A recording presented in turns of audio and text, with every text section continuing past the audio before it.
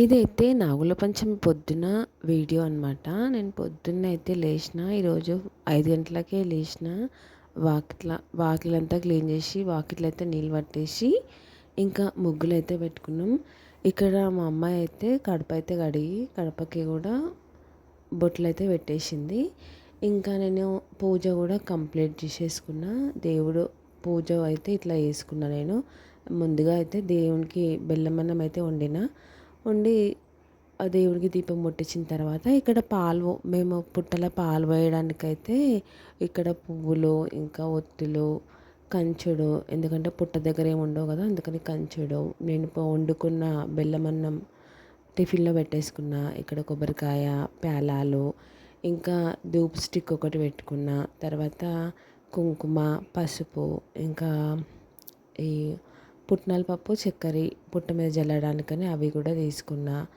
ఇంకేమో నూనె, మంచి నూనె దీపం ముట్టేయడానికి, అగరబత్తీలు ఇంకా మ్యాచ్ బాక్స్ అగ్గిపెట్టె ఇవన్నీ కూడా తీసుకున్నాను అనమాట. తీసుకొని మేము పుట్ట దగ్గరికి అయితే వెళ్ళినాము. ఇవి చెప్పడం మర్చిపోయినా, ఇవి పత్రి అంటారు కదా, దేవుడికి వేస్తారు. ప్రతి ఒక్క దేవుడికి దండకి బదులుగా పత్రి వేస్తే చాలా మంచిది అని చెప్తారు కదా, అందుకోసమని పత్రి కూడా తీసుకున్నా. అక్కడ పత్రి కూడా పుట్ట దగ్గర సమర్పించుకొని కుంకుమ పసుపు పేలాలు అవన్నీ వేసినాము. కానీ గాడ్పు అయితే విపరీతంగా వస్తుంది, అస్సలు దీపం ఉంటలేదు. ఇట్టకెళ్ళకి ఇక మా బావ దాన్ని సాధించి రాళ్ళు అవన్నీ పెట్టేసి దీపం అయితే కరెక్ట్గా ఉండేటట్టుగా చేసాను అనమాట. చూసిరా, దీపం వెలుగుతుంది, ప్లస్ ధూప్ స్టిక్ కూడా అక్కడే పరమాన్నం నైవేద్యం పెట్టేసి ఇంకా కొబ్బరికాయ కొట్టేసి పాలైతే పోస్తున్నాం అనమాట.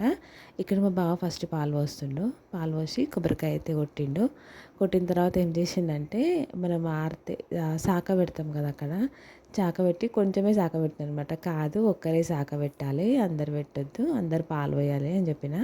అందుకని మళ్ళీ మా బావ చెంబ తీసుకొని శాఖ అయితే మొత్తం పెట్టేసిండు అనమాట. ఈ విధంగా మేమైతే అందరం పుట్టలో పాలు పోసేసి వచ్చినామన్నమాట. నాగుల చవితి ఇలా